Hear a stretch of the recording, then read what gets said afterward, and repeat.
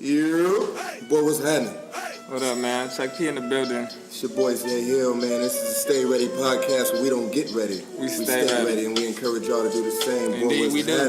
How you doing today, man? You know what? How is your day going? It's a beautiful day in the neighborhood. As long as you're having a good day, I'm having a good day. You know what I'm saying? I don't have a case of the Monday. I have, like, this Monday. It's something about it, man. I don't know what it is. Maybe it's just the weather, man. Something's different, right? I like the feel of today. Something's different. I'm gonna get in the gym later, too, so. We ain't gonna do shit. So, man, episode 19. Mm-hmm. Blessed to see episode 19. Thank you guys for listening. I know we on 19, but for the dub, we got to do something special, though. For 20, we definitely got to do something special planned for 20. Just so you know. Surprises. I kind of like surprises, depending on the direction they go in. You know, it's crazy. Like, I'm excited. This is a good day. But the way I have to start this show, I'm never really excited to do this, but I'm going to continue to do this until there's a resolution in this. We need to find Nakia Williams. For sure. We need to find Nakia Williams. For sure. We need to find Nakia Williams. That needs to be something that's on your mind when you wake up. It needs to be in your paradigm and in your thoughts. This is a young sister who's missing. She's been missing since September 7th. She's 14 years old. She's autistic. And she was last seen in the hands of some degenerate, an adult male. Say shit. Who look about 50, 40. Just unacceptable. Unacceptable all around. It's a disgrace, man. The fact that she's missing, the realist in me thinks one thing, but you have in this situation, we don't want anything but to find this sister. We gotta have faith. We gotta keep hope alive, man. I can't say it any better than that, man. I mean, find Nakia Williams. Why is this not important to you? And if your favorite media outlets, if your favorite news stations, if your favorite podcast, if your favorite anything isn't, and you live in Charlotte and they're not stressing this, once, twice, 3 times, 4 times a week, You got a fucking problem. why are you listening to them? Let's move on. Puerto Rico, you're on my mind. Mi corazón está contigo, Puerto Rico, as always. Puerto Rico, man, you know, they still going through that crisis. I had a couple updates, just a few little bullet points. The passport issuing office has been shut down in Puerto Rico. I thought that was very interesting. This is all on prinformer.com, so if you want to get more information that I'm giving you, I really just want to open your mind that this is going on. They shut down the passport issuing offices. I have no idea why they would do that. The representatives there say it's irresponsible for them to do that. I think that's something that's going to be revisited shortly. There's a North Carolina company here, Carolina Carport, is dedicating a few hundred jobs to, and airfare and transportation and lodging to Puerto Ricans to help get them back on their feet. North Carolina? Dobson. It's in Dobson, North Carolina. That's dope, man. Shout out to y'all. You know I don't like follow-up questions, but my bad. I seen the information on the computer, so I had to ask the question. My bad. You got lucky that time. My bad. They beat up a delivery guy in Puerto Rico. Like 6 guys jumped the pizza man. But you know, they ain't got no funds, so they gonna do some crazy stuff. I'm glad you said that, because honestly, there's still no excuse for what I'm about to report. So, as of a couple days ago, the Miami Herald had reported there was no less than 34 homicides in Puerto Rico since Maria hit, right? Yeah. That's a lot of murders in a very short amount of time. However, at least 6 people were murdered over the weekend since this came out. So no less than 40 people have been murdered in Puerto Rico since the hurricane hit. This is underreported, and I told you that this was going to happen. I told you that when the lights turned off, Fight me. a lot of crazy shit was going to happen in Puerto Rico. You did, but I mean, was it not to be expected with what they're going through, though? Like you already called it. I mean, it's not, let's not say it's not okay, it's not acceptable. It's not acceptable. I'm not saying it like it's acceptable. It's not acceptable, though. I'm just saying, but what they going through, man, they ain't really getting nothing. It was unfortunately predictable, I will say that. Okay. So those who ain't got nothing are going after the people who got a little something. Cause y'all niggas ain't shit. Whether they got to take their life or anything, whether, you know, it's not a good thing. Death is never a good thing. Murder is never a good thing, but I mean, I just don't appreciate that. It's going down. You know, they're taking advantage of anyone they can over there right now. They know that the police are understaffed. For sure. They know that all the resources that are being used are being spread very thin, so that when it gets dark, if I'm a criminal, I know I got a probably 50-50, 60-40 chance of success, maybe higher than that. And you know, they was already murdering people before this, so it was already gonna go up. Last year they had like 670. Yeah, they was already killing people out before this. So it's just sad. I mean, just pray for Puerto Rico. Have them on your mind. Find Nakia Williams. Have her on your mind. And let's start the show, bro. We'll start the show a little bit after that. And let's move right on to this. By way of the root, there's a 20-year-old man with autism who became the third victim of a possible serial killer in Florida. That's why I bring this up, because it's a serial killer. There's a possible serial killer on the loose in Tampa, Florida. Charles Powell. Well, you know, I was gonna ask a follow-up question. Go ahead, bro. Okay, so is all three of his victims been autistic? No. Is it like a thing? No, he's just killing people. He's just killing people right now. Do they have? I guess in this day and age, you can be a serial killer after you just kill a few people in a few days. They just call you a serial killer. I think that's just a lazy thing to do.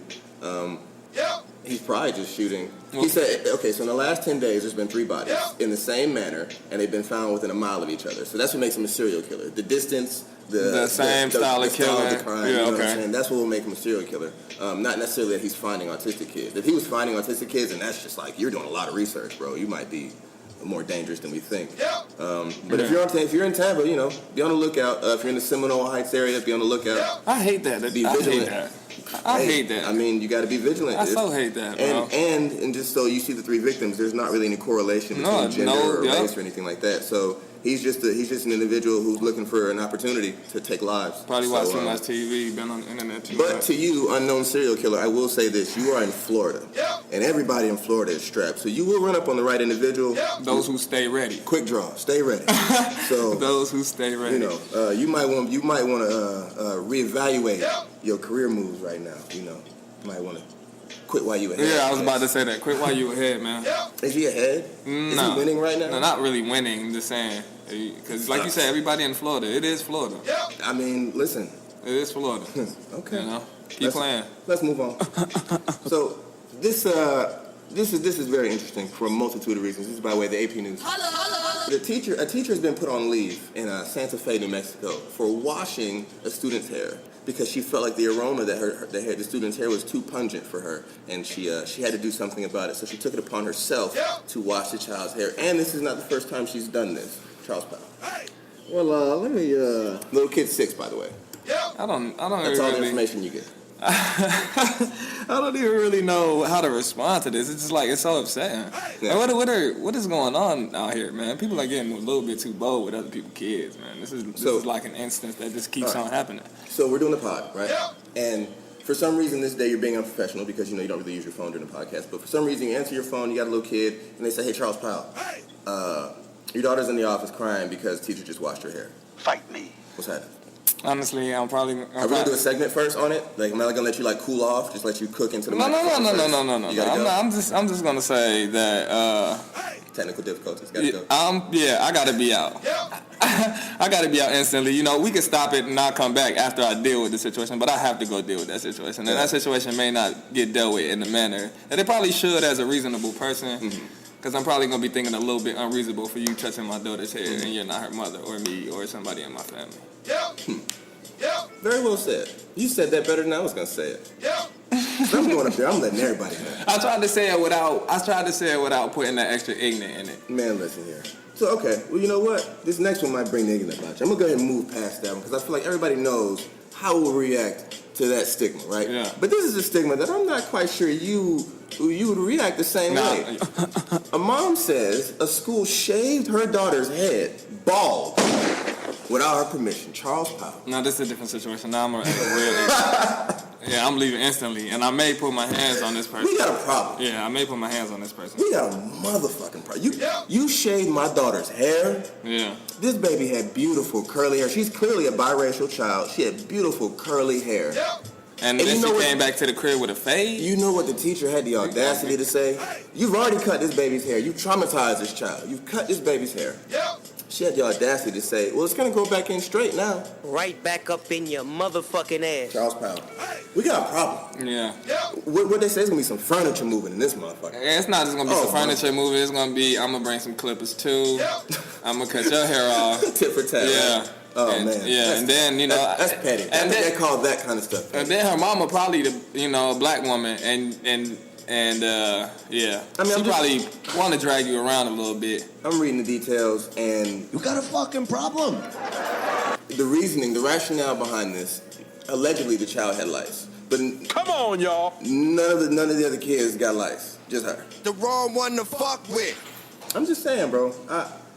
Be vigilant out here, people. You know what I'm saying? People only gonna do to you what they think you're going to accept. The more and more we have stories like this, and the more and more we talk about topics like this, the more and more I'm thinking about homeschooling with my kids, man. I don't know. I ain't even got kids yet, bro. but I'm like a really nice guy. like since I don't have kids yet, and I'm seeing all this stuff going on with people's kids, and I'm seeing all this crazy stuff going on in schools, and these teachers and these principals and these figures don't care. The more and more I'm thinking about homeschooling my kid, man. Amen. Especially if I gain the wealth and success that I plan on, I would pay for people to teach my kid. I'm not mad at you career. for a couple reasons. Because number one, I don't like putting myself in situations that I don't feel like are advantageous to me. Yeah. So for me, And begin. if I know you have even the potential to cut my child's hair, I'm gonna stop you from day one. Like, don't touch her hair. Don't touch. Like, I feel like that should be implied. That should be implicit with me showing up with my kid. Yeah. You know, don't cut their hair. I would feel like that's not even something I need to like address to you on day one. That would really piss me off, bro. I don't even That would know. really fucking piss me I'm off. having a hard time finding the words to accurately articulate how I feel in this situation because all I would feel in this situation is just anger. I would be incensed. Yeah.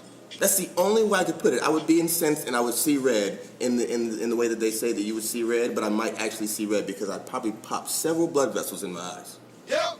As soon as I heard it, hey, we cut your kid's hair. I'm coming to cut your kid. I'm coming to cut your hair. Man, we got a problem. You got a fucking problem. Let's move on. It's going down. Let's move on. Yeah, it's probably gonna go down. So look, Baller Alert has something for us. There's a Georgia lawmaker that asked people, she asked a question. She proposed this. I'll say this. She made a proposition. Yeah. She proposed that people with HIV be legally quarantined to keep the disease from spreading. On its surface, I'm going to read into this, but on its surface, what do you think about that? Quarantining HIV people to keep the disease from spreading. I'm not with that, man. Doesn't that sound really archaic and barbaric? They're not fucking animals. I'm not with that. They're people too, even though, you know, they may have something that other people may not want to get, man. Just hopefully they keep it to themselves. So they allow people to know that they got that stuff. This is Representative Betty Price, excuse me. She says, I don't want to say the quarantine word, but I guess I just said it. Yeah. But is there an ability, since I guess the public dollars are expended heavily in prophylaxis and treatment of this condition, that we have public interest in curtailing the spread? Are there any methods we could use to legally curtail the spread? And she asked this in a hearing at the Georgia House of Representatives study committee meeting. Yeah. I don't understand how she felt comfortable saying this in a room full of adults. Yeah. I don't understand how she felt comfortable saying this in a room full of educated adults, Charles. Yeah. I don't understand why people do a lot of stuff in a room full of educated adults. Nothing really surprises me about people like this anymore. Okay. I'm going to tell you, and the reason she's saying this is because as of 2014, there was about 50,000 people with HIV. That's a lot. That's a large number of individuals. But I'm going to tell you what happens if what she says comes into fruition. And I got a question after that. Martial law is what it's going to look like because you're going to be rounding these people up. Mm-hmm. The individuals that have already come forward with their conditions. So they're already going to be in the system. They're going to be known, you know what I'm saying, in the hospital records. You're going to be rounding these individuals up with probably people with hazmat suits and guns. And that's just going to look really bad. It's going to look like something from a movie. Yeah. That's what she's proposing. So, they're going to come in and drag. You're not going to willingly go with them. Like, hey, come quarantine me. No, they're going to. I got a serious question. Are we taking Magic Johnson away? You're not going to be able to do it, right? You know what I'm saying? Some iconic people out here, man. You can't just... Magic going to be like, I'm cured. Yeah, what are you talking about? I gave blood before. Did you see the picture of Magic giving blood? Yeah. Come on, y'all. You know, hey. Was that the only one that, like, my eyebrow went through the roof? Look, Magic HIV was gone 2 years after Magic got diagnosed with it, man. He got too much money, bro. Magic, come on, man. Would you take Magic Johnson blood to save your life? No. To save your life? Nah, I'd rather, you know, because... I'll put it to you like this. Okay, fine. I don't know, man. If there was Magic Johnson blood right here and other blood right here, they both were going to save your life, which one would you take? Come on, y'all. I'll probably take... It's the same. They're both going to save your life. Which one are you going to take? Which one do you feel more comfortable with? So both of them HIV tainted? No. You just told me HIV was gone out of Magic's system. I mean, I'm just saying that theoretically because I don't know. He had it and they never. He don't got enough. I'm just saying, bro. I'm gonna go ahead and answer mine. Okay, hell no. No. I'm just saying. No. Stop playing. Stop. When I saw Magic giving blood, I was like, huh? Who? Is this just a photo op, right? No. Okay. Other HIV people with HIV need blood too. Yeah. Remember, he got that goat blood. So, like, you know, hey. So, from one Michigan State alum to the next, you're gonna like this segue. We're gonna talk about Jemele Hill. She's back from her 2-week suspension, and she had a little something to say. She decided that she deserved her suspension, and by she decided, I mean that I feel like that was it was behoove of her to say that she deserved her suspension. I think that she's just ready for this to go away. What do you think? Yeah, she's just trying to get it out the way. You know, and people are, of course, brothers and sisters on the internet are chastising her. Oh, you just doing what Massa said. Look at Jemele trying to make this go away. I mean, honestly, ESPN pays her a lot of money. She want to get back to her job. It is what it is. That 2 weeks hurt her pockets a little bit, man. Let her get her check back up. You know what I'm saying? I mean, honestly, and to be honest with you, I think she needs to go back on the show because, objectively speaking, I don't really think that show's that interesting. I love the fact that the brother and sister are hosting that show, but it's just not that good. Yeah, sorry, Michael Smith. Without Jemele Hill, I really don't even watch the six.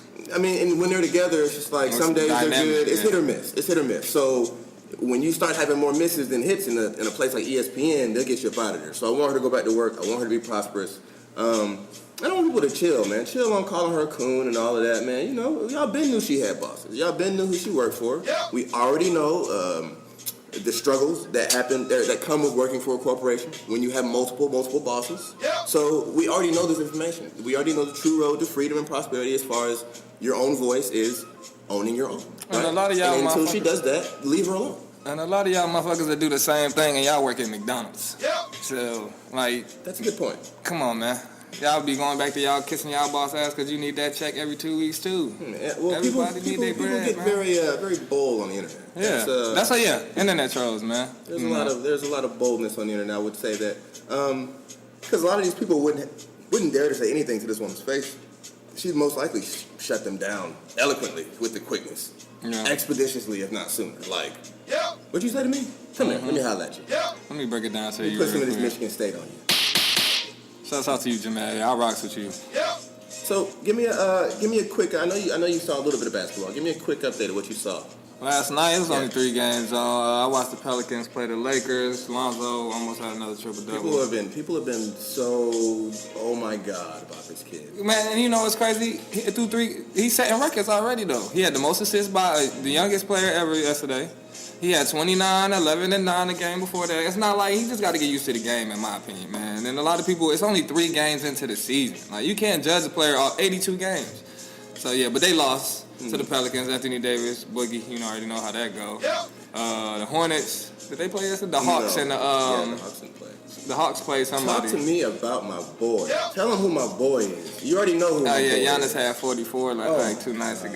Giannis is just... He, you know what's crazy? He missed 2 free throws to put him up to win the game. And then, with 13 seconds left, he stole it from C.J. McCollum and won the game on the dunk. That was an MVP play right there. That's like a solidified, if there's a play of the year. And he had a game-saving block. Yeah. Those are 2 MVP plays. And he averaging 38 right now in 3 games. Hey, man. I'm just saying, not to toot my own horror family, I've been on this train since day one. I wanted the Hornets to draft him. I was on a table wanting the Hornets to draft Giannis Antetokounmpo, and it just didn't happen. And this is what happens now when you let talent get by you. How is the best player ever such a terrible judge of talent? I'm not gonna say it's a great player because he wants to. He's a terrible judge of talent because he be trying to do character over. Sometimes I think Michael Jordan is trying to get these players with character over talent. Okay. If you look at his history, it's like his players are more like, I don't want this guy to get in trouble rather than taking this goon who's going to get me buckets. But he might get in a little bit of trouble off the floor. I always be thinking Mike picks I could win with this guy if I was in the league. But it's not about you, Mike. You're gone. You got to pick goons. Get the good guys, man. Michael Jordan. You got to do